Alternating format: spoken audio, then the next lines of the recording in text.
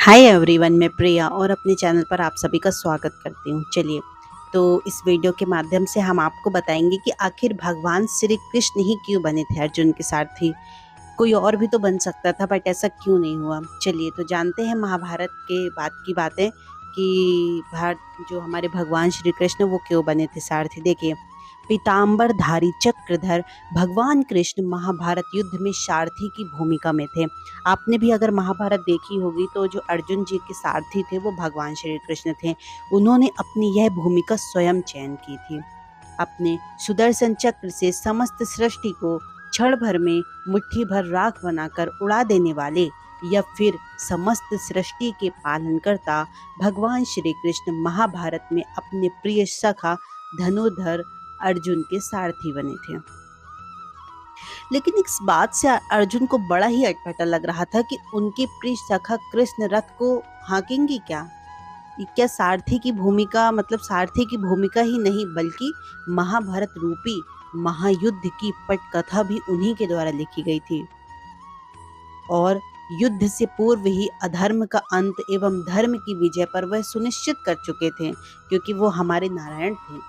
उसके बाद भी उसका सारथी की भूमिका को चुनना अर्जुन को असहज कर देने वाला था। कहते हैं कि भगवान श्री कृष्ण सारथी के संपूर्ण कर्म कर रहे थे। एक सारथी की तरह वे सर्वप्रथम पांडु पुत्र अर्जुन को रथ में सम्मान के साथ चढ़ाने के साथ फिर आरूढ़ होते हैं और अर्जुन के आदेश की प्रतीक्षा करते हैं। हालांकि अर्जुन उन्हीं के आशीर्वाद एवं मार्गदर्शन के अनुरूप चलते थे, परंतु भगवान श्री कृष्ण अपने इस अभिनय का संपूर्ण समर्पण के साथ निर्वहन करते थे।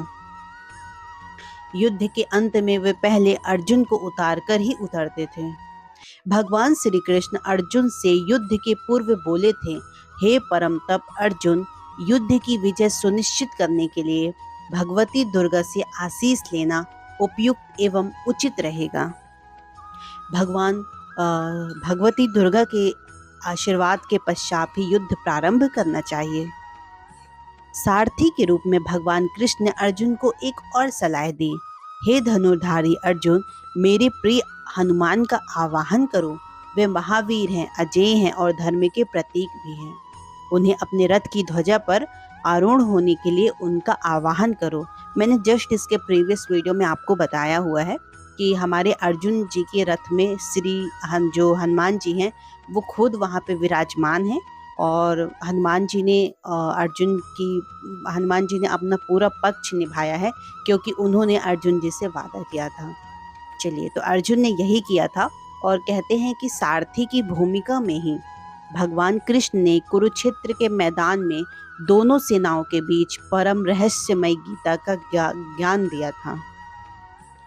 भगवान कृष्ण ने सारथी के रूप में अर्जुन के पराक्रम को निखारा ही नहीं, कठिन से कठिनतम क्षणों में उनको सुरक्षित एवं संरक्षित कर अपनी भूमिका को सार्थक किया था। आपने भी देखा होगा, जब भी अर्जुन को कोई समस्या होती थी तो हमारे जो भगवान श्री कृष्ण हैं उन्हें बहुत अच्छा सुझाव देते थे। इसलिए तो भीष्म पितामह अर्जुन को आशीर्वाद देकर बोले, हे प्रिय अर्जुन, जिसके सारथी स्वयं भगवान श्री कृष्ण हो, उसे कैसी चिंता। तुम्हारी विजय सुनिश्चित है, तुम ही विजयी होगे, विजयी भवा। सारथी भगवान कृष्ण ने अर्जुन को धर्म का पाठ तब पढ़ाया जब महादानी सूर्यपुत्र कर्ण के रथ के पहिए धरती पर धंस गए थे। कहते हैं कि तब कर्ण अर्जुन को धर्म एवं नीति का पाठ पढ़ा रहे थे। उस समय भगवान कृष्ण अर्जुन से बोले, हे पार्थ, कर्ण किस मुंह से धर्म की बात कर रहा है। कहते हैं कि हे पार्थ, कर्ण किस मुंह से धर्म की बात कर रहा है। द्रौपदी के चीरहरण के समय, अभिमन्यु के वध के समय, भीम को विष देते समय, लाक्षागृह को जलाते समय उसका धर्म कहाँ चला गया था। यही क्षण है कर्ण को समाप्त करने का। कहते हैं कि भगवान कृष्ण के मार्गदर्शन से ही कर्ण का अंत संभव हो सका। सारथी के रूप में ही भगवान कृष्ण ने अर्जुन से जयद्रथ का वध करने के लिए व्यूह रचना की थी और अर्जुन जयद्रथ का वध कर सकें। भगवान कृष्ण ने सारथी की भूमिका का इस खूबी से निर्वाह किया था कि अर्जुन को लग रहा था यदि कान्हा के हाथों में घोड़ों की लगाम न होती तो पता नहीं मेरा क्या होता। यहाँ भगवान के दृश्य हाथों में घोड़ों की लगाम थी और दृश्य हाथों में महाभारत के महायुद्ध की समग्र डोर थी। कहते हैं कि ऐसे ही धीरे धीरे महाभारत का युद्ध समाप्त हो गया और कुरुक्षेत्र में भगवान कृष्ण रथ पर बैठे थे। भगवान कृष्ण के अधरों पर एक निश्चल मुस्कान सदा की तरह बिखरी हुई थी, जो आज भी कुछ और ही गहरी हो गई है। आज उनके हाव भाव एवं व्यवहार में कुछ परिवर्तन भी था। कहते हैं कि भगवान कृष्ण सदा की तरह रथ से अर्जुन से पहले नहीं उतरे। अर्जुन से बोले, पार्थ, आज तुम रथ से पहले उतर जाओ। तुम उतर जाओगे तब मैं उतरता हूँ। यह सुनकर अर्जुन को कुछ अटपटा सा लगा। बात को समझिएगा, यह सुनकर अर्जुन को कुछ अटपटा सा लगा। कान्हा तो बड़े आदर से अर्जुन को रथ से उतारने के बाद उतरते हैं, फिर क्या हुआ? भगवान कृष्ण अर्जुन के रथ से उतरने के पश्चात कुछ देर मौन रहे, फिर धीरे से उतरे और अर्जुन के कंधे पर हाथ रखकर उन्हें रथ से थोड़ा दूर लेके गए, क्योंकि उसके पश्चात जो घटा वह उन सर्वज्ञ भगवान कृष्ण के लिए तो पहले से ही परिचित था, क्योंकि हमारे भगवान श्री कृष्ण सब जानते थे, परंतु अर्जुन के लिए विस्मयकारी, अकल्पनीय एवं आश्चर्यजनक था। कहते हैं कि अनायास की रथ से अग्नि की लपटें निकलने लगी और वह एक भयंकर विस्फोट करते हुए जलकर खाक हो गया। अर्जुन देख रहे थे कि जो रथ इतने अजेय महारथियों के अंत की कहानी का प्रत्यक्षदर्शी था, आज वह पल भर में नष्ट हो गया। अर्जुन देख रहे थे कि उस रथ से जुड़े अतीत को इसी रथ से पूज्य पितामह की देह को अस्त्रों से बांध दिया। इसी रथ से अनगिनत महारथियों का वध किया था और इसी रथ पर बैठकर उनके प्रिय सखा ने उन्हें गीता का उपदेश दिया था। आज वह राख का ढेर बन चुका है। इस घटना से हतप्रह अर्जुन ने भगवान कृष्ण से कहा, हे कान्हा, आपके उतरते ही यह रथ पल भर में भस्मीभूत हो गया। ऐसे कैसे हो गया? इसके पीछे का रहस्य क्या है? तब हमारे भगवान श्री कृष्ण कहते हैं, हे पार्थ, यह रथ तो बहुत पहले ही नष्ट हो चुका था। इस रथ की आयु बहुत पहले ही समाप्त हो चुकी थी, जब पितामह भीष्म ने इस पर अपने दिव्य का प्रहार किया था। इस रथ में इतनी क्षमता नहीं थी कि भीष्म पितामह के अचूक दिव्यास्त्रों को झेल सके। इसके पश्चात इसकी आयु फिर क्षीण हुई, जब इस पर द्रोणाचार्य और कर्ण जैसे महारथियों के भीषण दिव्य अस्त्रों का पुनः पुनः प्रहार होता रहा।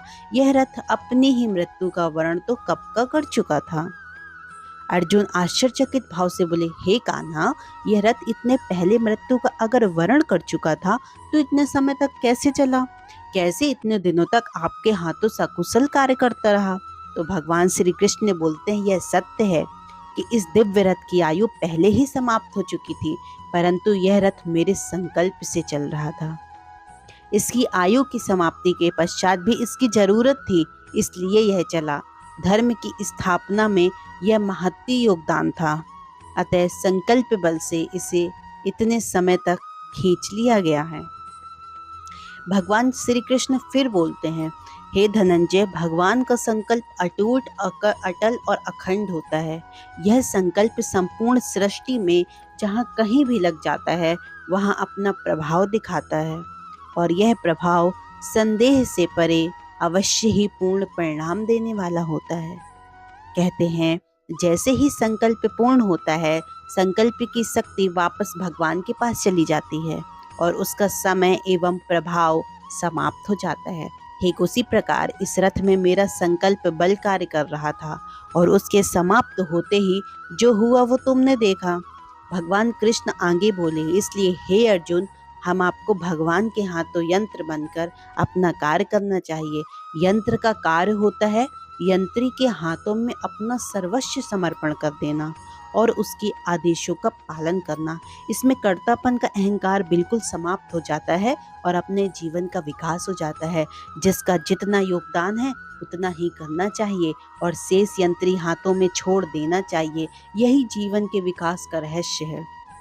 चलो अपन शिविर की ओर चलते हैं। इस प्रकार भगवान कृष्ण अर्जुन पैदल ही शिविर की ओर चलते हैं। और जैसा कि मैंने आपको बताया कि भगवान कृष्ण ही अर्जुन के सारथी बने थे।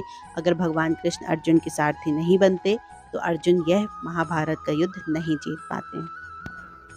आई होप आपको वीडियो बहुत पसंद आया होगा, तो ज़्यादा से ज़्यादा लोगों तक शेयर करें और हमारे चैनल को सब्सक्राइब भी करें। Thank you so much. जय श्री कृष्णा, जय श्री राम।